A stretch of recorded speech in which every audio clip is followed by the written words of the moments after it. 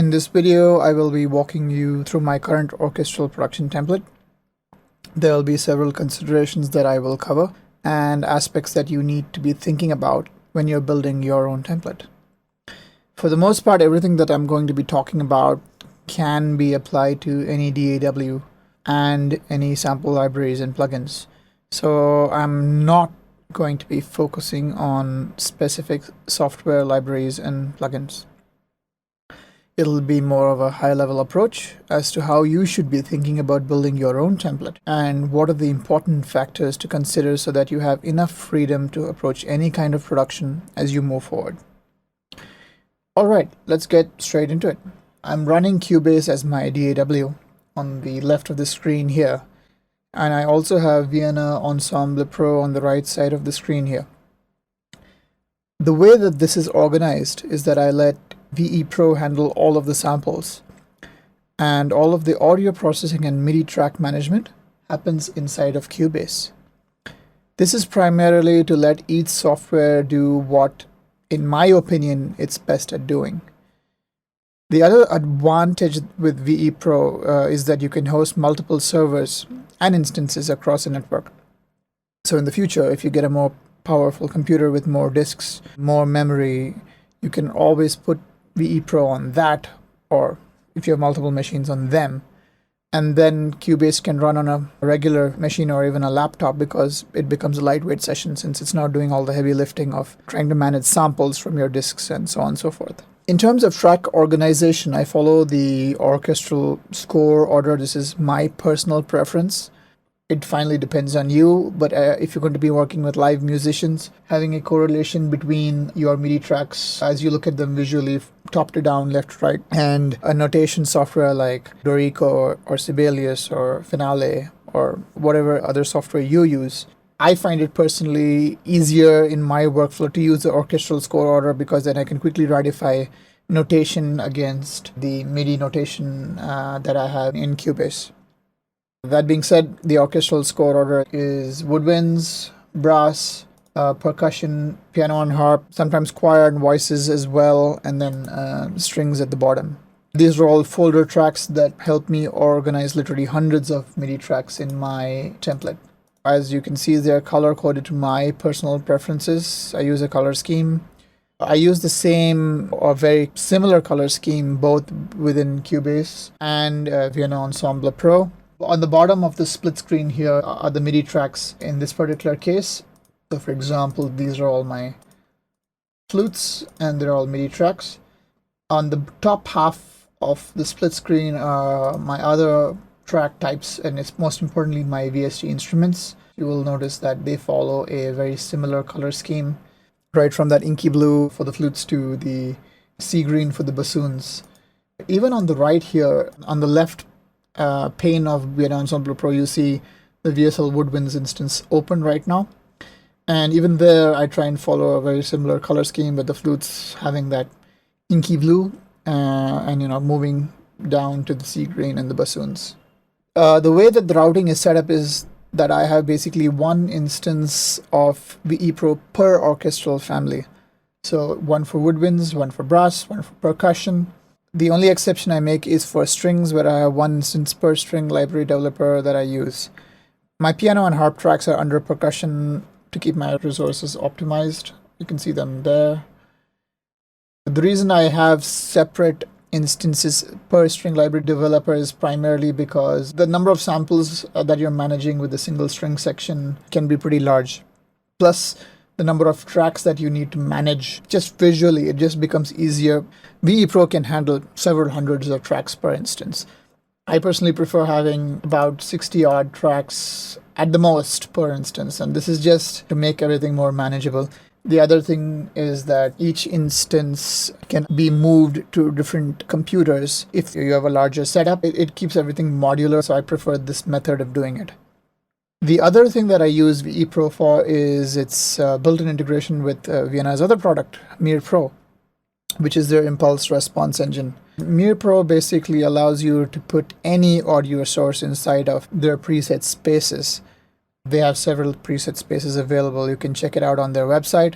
These are physically modeled impulse response engines for several different spaces, including the famous silent stage, which is used to record the Vienna samples themselves. It is very, very deep, and it offers you a boatload of control. In this particular case, I have two spaces set up. This is the Sage Hall, and then I also have the Teldex studio in Berlin, which has been used to record many, many samples, including the Berlin series by Orchestral tools. It really depends on what kind of space you want to use. Of course, they don't have necessarily only large and medium-sized spaces. They have even smaller spaces available. These are two impulse responses that I use from Vienna. I do have a bunch of other reverbs as well, which I use within Cubase. But they work great, and MirPro is absolutely stunning in its ability to render realistic impulse response of a sound which has been placed in the spaces that they model. So definitely check out MirPro and VE Pro if your budget allows for it. Kudos to Vienna. Let's get into some of the considerations that I was mentioning earlier. What are the primary considerations you should be thinking about when you're building your template? There's really three high-level things you should be thinking about. The first two really are about when you're trying to produce or you're trying to compose using the DAW and then mix. And the third one can be done within the same session, but I personally prefer to do it within a different DAW session for a plethora of reasons, which I can get into later. The first of those considerations is track signal flow and control, which is really saying that from the rawest or driest form of track that you have available, all the way up to it being fully produced and mixed and blended in with the other tracks. What kind of control do you have over each track individually and within the various groups it becomes a part of? Now, obviously, you have dry libraries and wet libraries or semi-wet libraries. And in the case of the semi-wet or the wet library, the driest form you're going to have will have some reverb on it, and you can't get rid of it. Some libraries do offer you some semblance of close miking with very, very little room ambience. It varies from library to library. Then on the other hand, you have libraries like Vienna or LA scoring strings or sample modeling. These are all dry libraries, and you can get a lot more control over how it ends up sounding, right?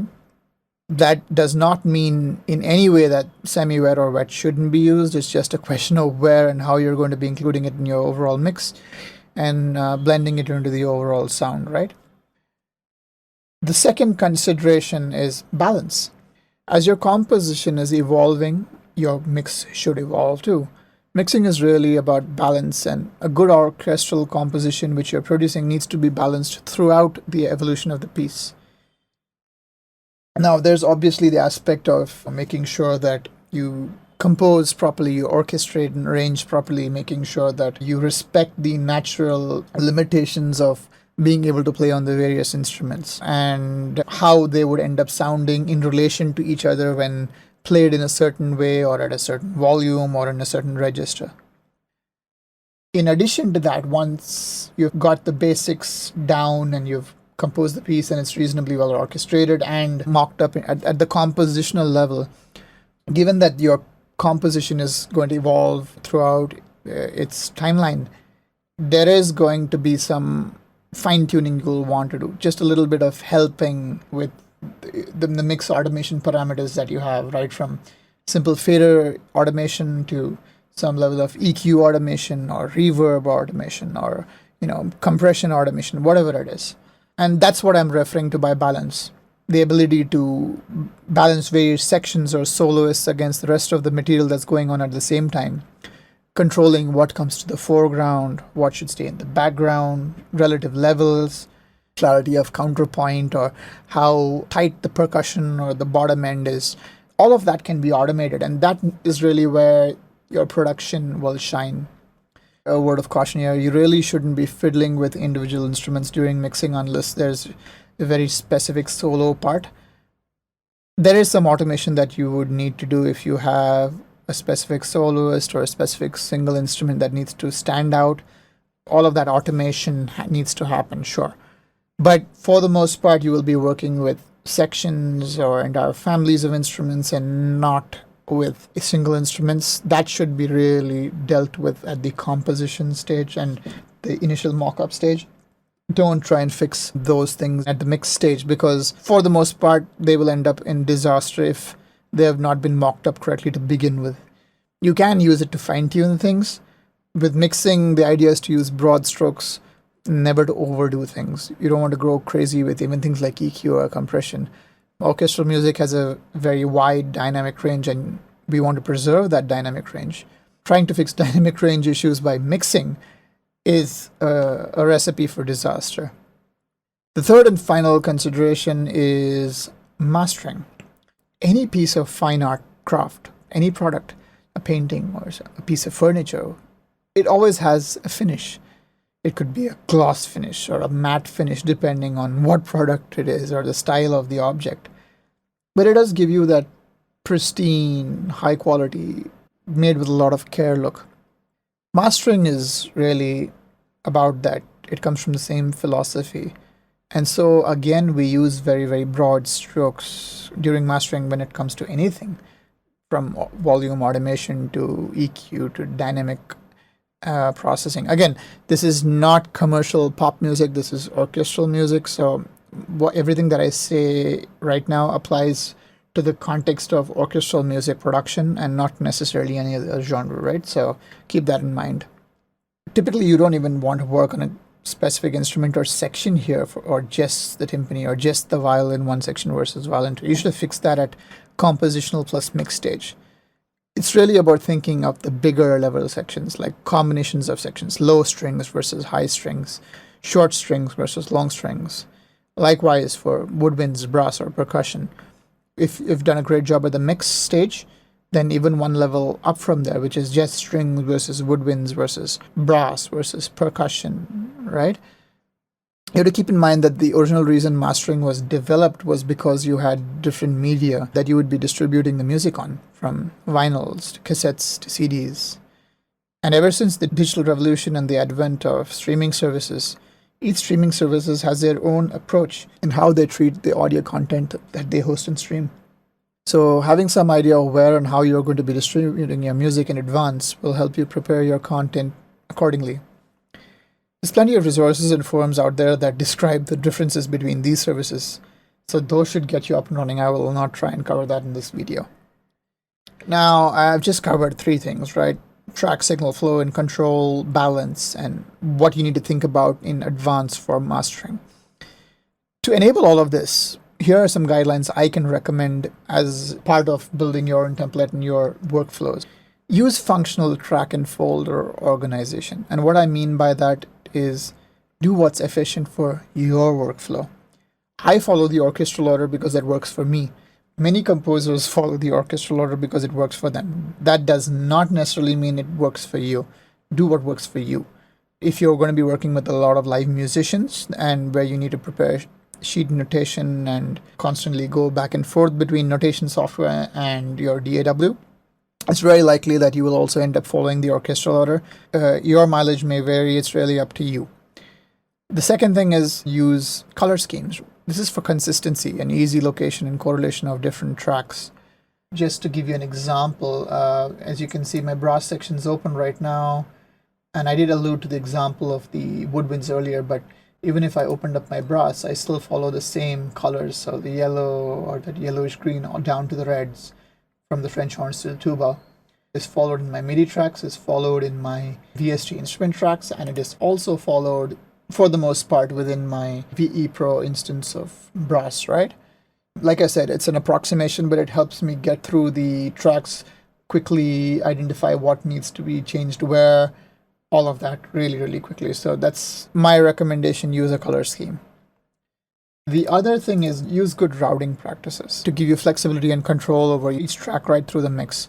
For example, if I was to use woodwinds to demonstrate what I'm talking about, so when I open the woodwinds folder, I have flutes, oboes, clarinets, bassoons, and then if I open the subfolder flutes, I have 4 MIDI tracks here. A3FL stands for 3 flutes in unison, and I similarly have a piccolo and flute 1 and flute 2. If I was to go back to my woodwinds instance in VE Pro on the right here, and if I expand my flutes folder there, you will see that I have a A3FL I have a PICC, which stands for piccolo, I have flute 1, and I have flute 2. Now, there are these additional tracks that you see in between. Those are additional buses that are related to the same VST instrument or track here. So basically what I do is I use these to separate long and short articulations on a per instrument basis. This is a practice I follow for woodwinds, brass, and for strings. I don't necessarily follow the same for percussion. It depends on what we're talking about, because percussion, for the most part, have fixed attacks and decays. They are not the kind of instruments that sustain. There are exceptions, and it really depends on what you're trying to do. So this allows separation of those articulations. I would have the same for things like oboes. So you'd see A3 oboes long, A3 oboes short, oboe 1 long, oboe 1 short, so on and so forth. The advantage of that is, of course, that if I was to go back in, all of those get sent to these two buses here, flutes long, flutes short, and those buses come back as returns into Cubase, which then I can treat differently. So, for example, if I have my flutes long versus my flutes short, I can actually treat them differently depending on the context. Why do I need to treat those instrument articulations differently? Not all libraries come equal in terms of being able to get a very accurate sound for both short and long articulations. Some libraries excel at long articulations. Some libraries sound amazing at short articulations, but they're not as good at the long ones. Some are good at both, but they're not as good as the ones that are, outstanding at the long ones or outstanding at the short ones. Having this control here from the channel strip and inserts to the EQ or what kind of sends, everything is afforded here in terms of control. Now, let me quickly give you a couple of tips on reverb and impulse response that you may incorporate into your template. You can choose whatever reverbs you have available, but keep in mind that longer articulations work better with longer reverbs, and shorter articulations work better with shorter or no reverbs. Use convolution reverbs to place your instruments in a common setting, and then you can use an algorithmic reverb to blend them all in during mixing. For example, with my long flutes here, I've got two reverbs that I'm sending to. I could set up as many as I wanted to and then control them through automation and choose what I wanted to mix down. The other thing is that it's pre-fader, which means that this track is completely wet because my fader is at negative infinity, which basically means that there's no dry signal at all right now. But if I wanted to have more dry signal, then I would just push that fader up and I can bring in as much dry signal as I want back into the mix. An example of one of my reverbs or impulse response engines in Mail Pro, this is the Sage Hall instance. I have my woodwinds coming back in here, and if I was to expand that, you could see that they're coming in as the flutes, the oboes, the clarinets, and the bassoons. I could go as crazy as I wanted here. I could have it by instrument and place all of them here. That's just a lot more processing and load on the machine. So this still gets the job done, given that an orchestral section that uses everything is going to be pretty dense anyway. And even when it's not dense, I still retain the clarity of where that sound source is coming from in the overall stereo width and stereo field that the particular sound source has. For example, this trumpet section here, right? It has 3 players, which is a standard orchestral setup. Now, when you're setting up your instruments in ePro, every instrument has power pan, right? Now I could choose to set that up here. This is my stereo pan, and I can choose how narrow or wide I want it to be. But instead what I've done is, if I zoom in here, you can see the A3 trumpets, right? This is a trumpet ensemble here, and it's 3 trumpets. Now what I've done is, assuming this is the stereo width of this particular sound source, if I look at where it's originating from, which is basically this brass instance, if you notice on the right here, I have my ensemble. Of course, the A3 trumpets are the full stereo field, but trumpet 1 is on the right, trumpet 2 is in the middle, and then trumpet 3 is on the left. So what that essentially means is that relative to this stereo width, trumpet 1 would be here, trumpet 2 would be in the middle there, and trumpet 3 would be somewhere on the left, which is how they would be seated in a live setting. Same goes for any other section, trombones, clarinets, bassoons, so on and so forth. The next thing that we can talk about is when it comes to signal processing, you want to be very, very careful and subtle about using effects. Remember the returns that I was talking about, which came back in from ePro? Everything that I'm doing here is very, very subtle. So in this particular case, this is the flute's long. And if you notice, my values for my EQ are very, very small. It's, minus 1 dB or 2 dB more. Even my cues are really, really wide. One thing you will notice here is that I have added a high pass filter. This is massive cut on the low end that you can see here. It's at about 180 hertz and it's 48 dB cut on that slope. The first thing you have to understand that all the cuts that I made here do not affect the playing range of the instrument. They are outside of the playing range of the instrument. It's below. But a lot of these samples, when they're recorded, they have some amount of low end. What happens is when you send all of these to reverbs, many of them sum up those low ends over the various instruments, and it adds a build up here on the low end and the low mids. That causes a massive amount of boominess and muddiness in the mix. So cutting out all of that, the mix becomes a whole lot cleaner. Now, obviously, I wouldn't do this with something like the bassoons, because the bassoons are the low register of the woodwinds, right? A lot of the playing range of those instruments would be here, so you wouldn't want to apply those cuts. The tendency to sum and build up, you won't see as much of it in the high frequencies, so I won't always necessarily add a low pass. So for example, if I was to open up my bassoons, if you notice, there's no EQ at all. Again, the point of all of this is that you should have control. Everything that you do is going to depend on your composition, what libraries you use, how you program them, how they go through the reverb and come back, and what's the resulting sound. And by having this level of control, you can literally make all kinds of compensations as required to make sure that the sound is natural and at the same time rich and balanced. At the bottom here is my mixer. I have two setups already there, two configurations. These are my orchestral VCA faders.